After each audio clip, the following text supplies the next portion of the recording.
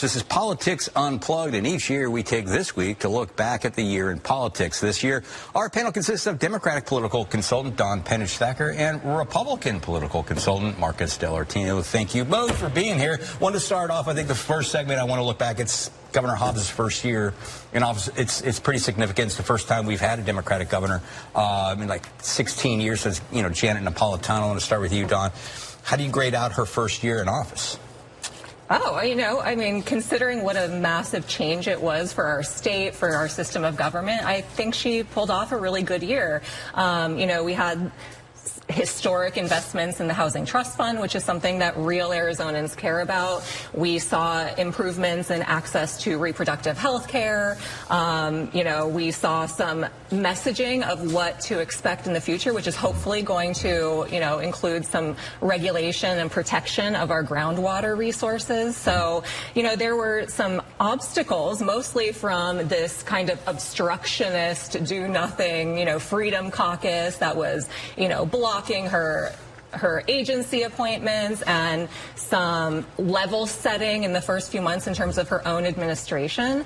But pulling off a historic bipartisan budget, we cannot forget that that's a feat that we haven't seen in, like you said, nearly 2 decades. Yeah, and so get the Republican side on this. What do you think her best accomplishments were? We've talked in the past about how you thought, at least from a Republican's point of view, the budget was pretty good.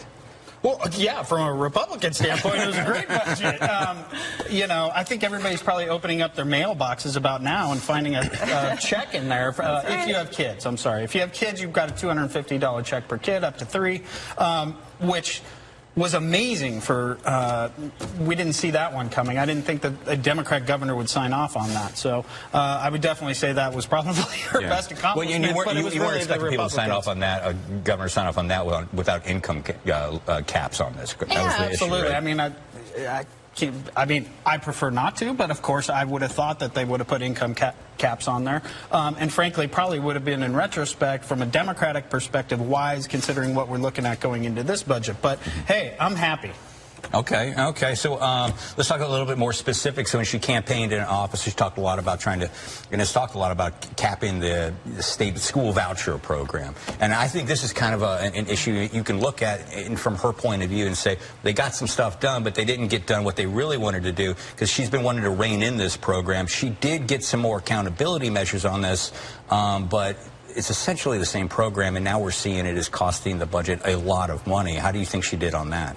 Well, I don't know how much more she could have done, again, with this legislature that has been absolutely adamant that they will not add transparency, they will not add accountability, and they're perfectly fine, the Republican legislature, with letting people buy $500 Lego sets and take trips to the San Diego Zoo using our tax dollars. So, she's up against that, but I think that there's a long-term strategy here of the more that we can reveal and talk about some of the abuse and just exploitation of our state budget for this, unregulated school voucher program, I think that sets the stage. So, you don't become governor for 1 year. There shouldn't be an expectation that you get everything done in year 1. So I think she is successfully setting the stage for regulating and reining in this unaccountable program in the future.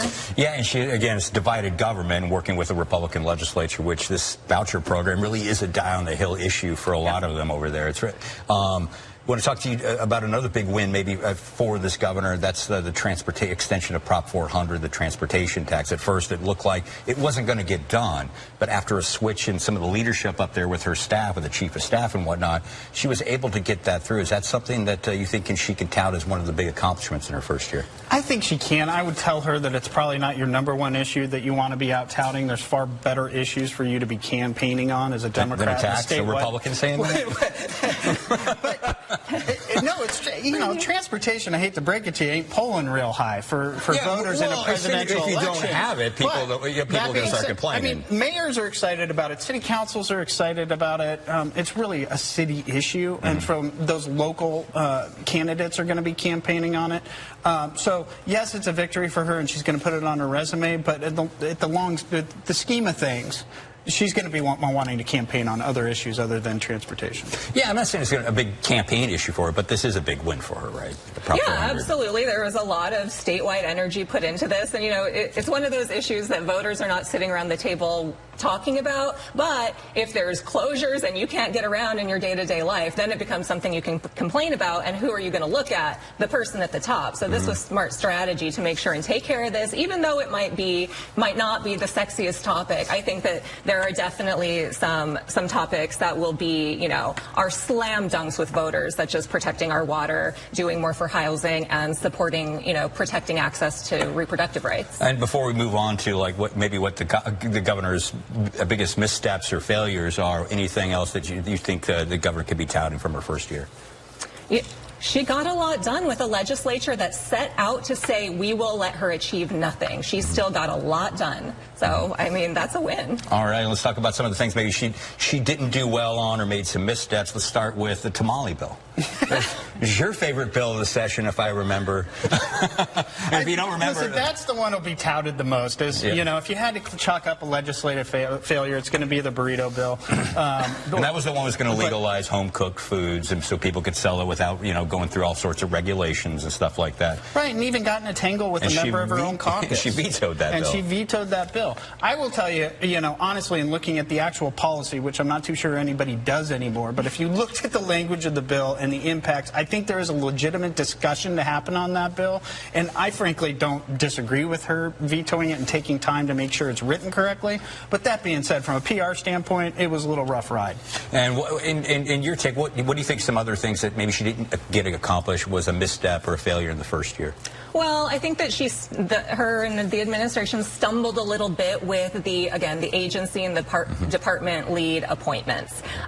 It was very predictable. Jay Kaufman basically said, this is what I intend to do, is block every appointment she tries to make. So I think there could have been more behind-the-scenes strategy instead of putting these poor appointees, in front of this vetting committee that the Freedom Caucus came up with, and then just seeing them drop like flies, be abused and humiliated for unfair reasons. And then, they got a workaround. Now they're putting people in on a temporary basis, but that workaround should have probably been the strategy from the get-go. All right, and, final thing I want to end this segment on. I mean, the other big piece of news that we saw this year is that the governor did make some change in leadership. She switched out her chief of staff. There were some other staff members she switched out of there. How did that work? Do you think this was something positive for the governor making that change, or do you think it's worked on a negative level? You can't get away from the way it's a positive impact. I mean, everything started to sort of click into place after some of those staff changes. And it wasn't only the chief, it was other staff changes. And it's natural. Every governor's gone through this. I think everybody forgot Governor Symington went through, I want to say 6 chiefs of staff. How can we forget Governor Symington? Right? Or 7.